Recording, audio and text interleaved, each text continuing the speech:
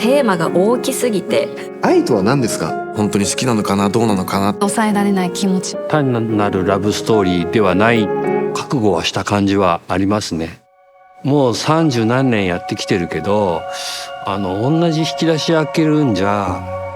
もったいないなって思ったし、批判が少ない方を選ぶのはやめようと思ってました。何が正しいのか誰にも分かんないというか、とにかくきつい話だなと。全員が賛否両論分かれるきつい選択を全員がするんだなっていう、登場人物の行動にしてもそうだし展開にしてもそうなんですけど、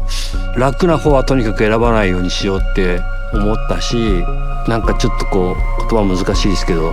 ちょっと高みに行ける感じの可能性のある本が作れるんじゃないかなっていうふうには思ったですね。私の愛した人の心臓は元気で動いていますか？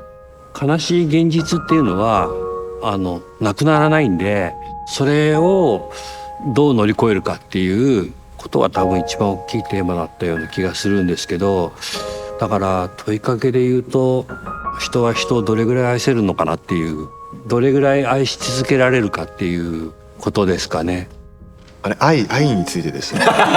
なんでそんな急になんかもじもじし始めるの？康介さんと話したんですよ。山田康介さんと撮影監督。康介さんにとって愛なんですかって言ったら、僕はね、引力だと。抗いようもなくこうなんで引っ張られるというか、例えば紗栄子もどっかで振り切ろうとしたし、成瀬もミキっていう存在がいながら心が動いてしまう。正しいのか正しくないのかみたいな、多分どっかで自問した瞬間はあると思うんですよね。でも抗いようのない力によってこう引っ張り合ってしまう、それが愛だと思うんだ。それ今度使いますね素敵だね。でもこれすごい確かにそうだな。引力って言われるとすごくこう合点がいったというか、愛、認め合うとか、絶対完璧な、人間だったりっていないし、失敗することもあるし、伝える言葉が間違える時だってあって、それに自分がなんかこう恨みつらみみたいなものを抱えるより、許すとか、認め合うとか、そういったことができたら相手をこうおもんぱかることができてくる。なんかやっぱ許すことかな。自分が愛情を与えた人が例えば自分を傷つけたり裏切ったりしたとしても、許せる自分っていうものになることが自分を愛することにもつながるのかなって思って、やっぱり相手を許すことっていうのはとても大きな愛なんじゃないかなと思って、理想はなんだよって思ってるけど実際はそういう時もね、ありますよね。そうですね。あれやーって、です。素晴らしい。すごい大事だなと思うのは、頼ることが大事だなと思うんですよ。頼る、例えば必要とする、必要とされることってめっちゃ嬉しいじゃないですか。頼ってっていうことをしていくと、頼られるようになってくると必要とされるようになってくるし、ちゃんとこう自分じゃない人間をちゃんと頼るっていうことがイコール愛にもつながるのかね。ちょっとこじつけですけどね、今ね。俺できないんだよね。あ、そうですかすごくわかるの。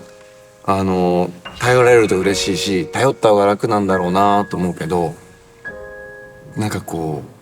自分から頼れなくて、だけどツツツって誰かが来て、僕のこと私のことを頼っていいんですよっていう感じ出されると、すぐ好きになっちゃうありがとうってなる。でもちょっと嬉しいですよね。嬉しいんだよね。頼って必要としてくれていいですよっていうのって。返事はイエス。本当に？うわ、やったね、嬉しい。耐えるみたいなことが美徳とされているムードが、特に男性脚本家の書くドラマには多分あって、でそれは自分もあったのかもしれないし、その辺のチューニングはすごく悩みましたね。心臓の音聞いてもいいですか？単に強いだけではなく繊細だけれども、とにかく最終的には全部自分で決めて行動するっていうヒロインに、今まで有村さん何度か書いてきた中でも一番強いヒロインになったんじゃないかなと、すごい好き。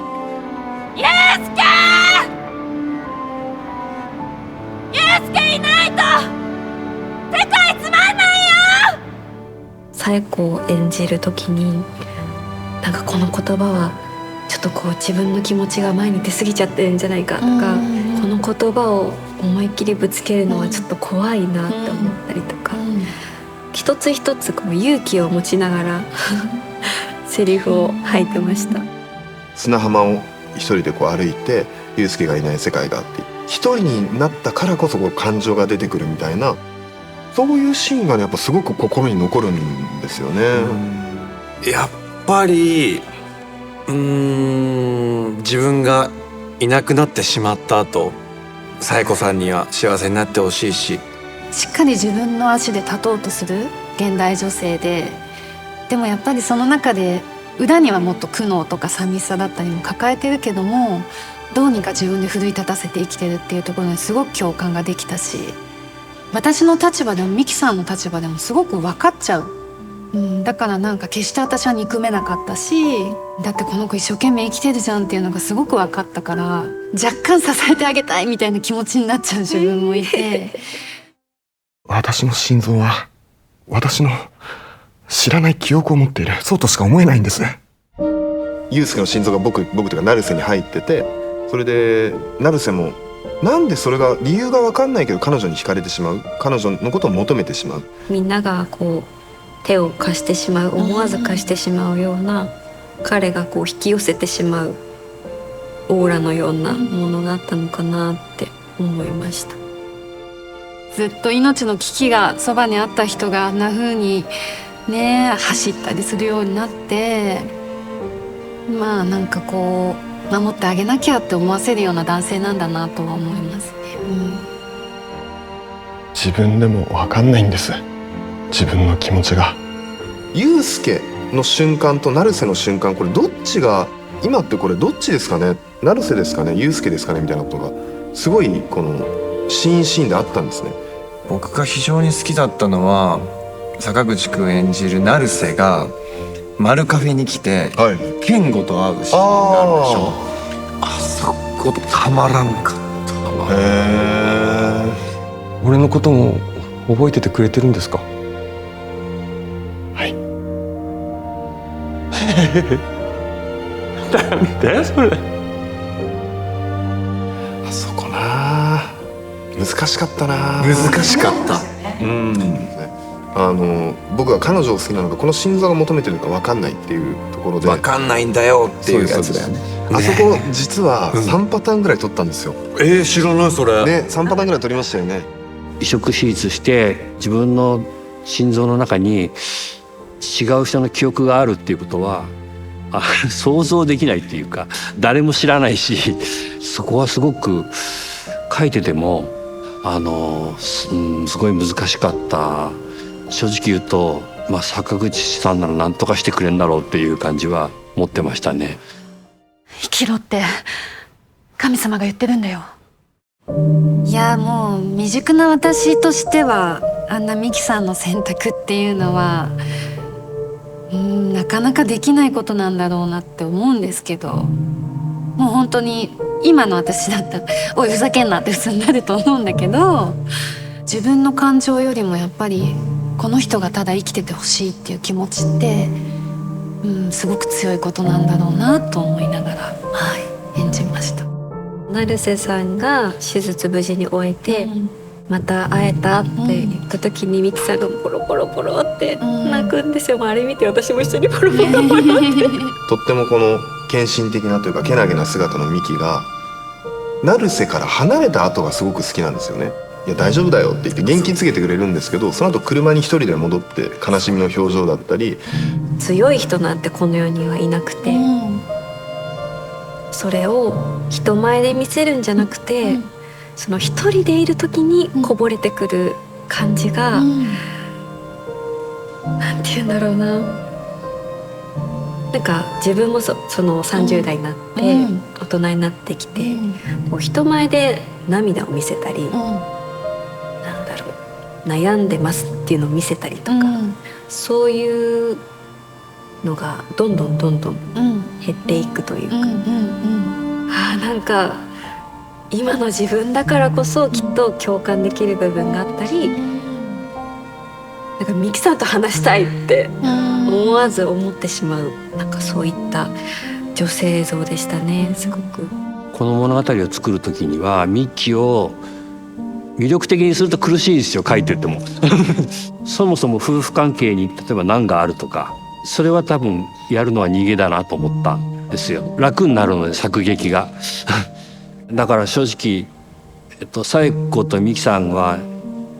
2回会うんですけど、その途中で対峙する時のシーンは、このドラマの中で一番書いててしんどかったかな。フリーの方がよっぽどよかった。ゆりさんとの2人のシーンもあれが初めてじゃないですか。ねえ、いや私も本当めちゃくちゃ緊張してたし、私もすごい緊張してて、でもある意味お互いがその心の声を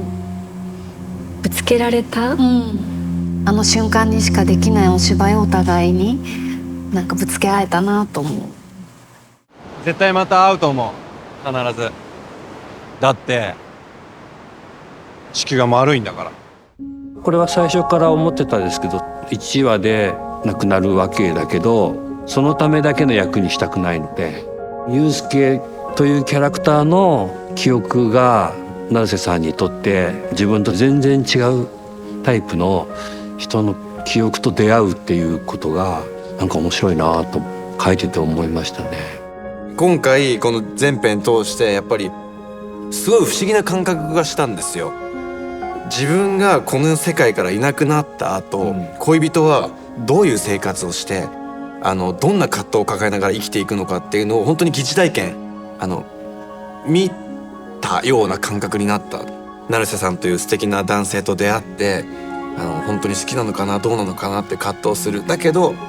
ちょっとふと祐介のことがよぎってしまう、その瞬間やっぱちょっと嬉しかったんだよね。自分がいなくなった後、自分の愛する人たちが前向いてほしいなって思うし、幸せになってほしいなって思うけど、やっぱねたまには思い出してほしいですね。紗栄子が生まれてきたことで世界は明るくなってるんだよ。幸せにしてるの、世界を。本当に根っからのラブ&ピースな人で、みんなに好かれていて、みんなのこと考えていてっていう人なんですけど、多分子供の頃とかは誰よりも寂しかったんだろうなっていう感じがあるからこそ、場がよどむのが嫌だというタイプの実は繊細な役で、生田さんと出会えたのは大きかったですね。本当になんかこういう人いるかもっていう感じにやっていただいて、すごいいい役になったなと思っていて、祐介は好きですね。結構坂口自体はさ明るい方、性格的にはどうなんだ。僕はめちゃくちゃ明るいって言われます。僕も割と根垢タイプだと思うの、だけどすごく根底には若干人からよく思われたいとか、すごい明るいよねとかいつも元気だねって言われることって自分が喜びを得てる感覚があるから、ちょっとアクセルグッて踏んでる感じはある。坂口にはあまりそれが感じないのね。なんかもともとなんか人を楽しませることが大好きで、人と一緒にいることが好きで、人自体が好きで、なんかそういう感じがあるから、きっと坂口健太郎心臓がここにバチンって入ったらそういう部分が引き継がれるのかなってちょっと思ったりした。生田さんの心臓僕がもらったら、でも根垢は多分2人とも根垢じゃないですか、だからでも根垢同士が多分心臓交換しても多分あんまり変わらないかもしれないですね。そんな変わらないかも、もしかしたらここではね。今回ピアノどうでした？めちゃくちゃ練習した。僕なんか割と何でもそれを弾けたら僕すげえかっこいいなって思うんです。だから練習が全然苦じゃないというか、もちろん1曲しか弾けないかもしれないし一瞬しかそれは使わないのかもしれないけど、その時やってる俺かっけえなみたいなことをわかる思うんですよね。その要はこの努力した先の、その名声というかすごいねって言われるここを見てるから、このプロセスはすごい大変じゃない。全然大変じゃなくて、なんかそのマインドみたいのは今引き継がれるかなと思ったらもう生田さんもなんか持ってそうだって最高。スマイルだよ。これから先もずっと。さよならの続き。なんかどんな別れでもやっぱりさよならした後って若干の悔いが残ることがあるじゃないですか。だからもう超絶感謝と愛を伝えまくる悔いのないように。10人人がいたらそれぞれの背負ってるもの生きてきた背景が違う中で、正解ってやっぱ何かわからない、みんな抱えてる事情が違うから、だからその中でもやっぱりそのもがきながらも人を愛することをやめない、それぞれの人物の強さみたいなものをやきもきしながらも感じ取ってもらいたいな。この作品をご覧になった皆さんがおそらく大切な人亡くした経験ある方もいらっしゃると思うんですけど、心の中にいつでもいるし、思い出せばいつでも会えるし、人と人とのつながりってそんな簡単に消えるものじゃないよってふっと支えてあげられるような作品になればいいなとは思いますけどね。出会いと別れ、人生の繰り返しって出会いと別れでもあるじゃないですか。なんかそのさよならにはちゃんと意味があって、どこか感じ方を変えれば世界は一気に明るくなって、そうすると素敵な言葉に出会えたり、素敵な人に出会えたり、自分が周りに生かされて強く生きていける。この物語を見て、みんなそれぞれが本当に一生懸命前に進んで生きていく生き様みたいなものが見てくださる人に届いて、それが勇気をもらったとか、そういう背中を押せるような作品になったらいいなって思います。例えば死っていうものがあったとしたら、その誰々の死を乗り越えてってよく言うじゃないですか。乗り越えなくていいじゃんと思っちゃうんです。受け入れるっていうのがすごく僕の中では近い言葉で、やっぱりこう過去ってどうしても人って美化していくものだと思うんですけど、美化していけばいいと思うんです、だからもちろん今回の作品って別れもあるし傷つけることもあるし、だけどその悲しいことを受け入れて次一歩踏み出すエネルギー感というか、その生き様みたいなものは上積みの部分だけでも受け取ってほしいなみたいなのはありますね。悲しい別れはなくならないんだけど、そこに少しだけ猶予があったとしたら、自分だったらどうするだろうかっていうことを考えただけでも、なんか少し悲しいことが浄化できるんじゃないかなというふうに思うんで、見終わった後に実際に愛してる人とか、大切な人とかをもうちょっと大切にしようっていうふうに、いる時間を大切にしようとか思えるような物語になってるといいなって思って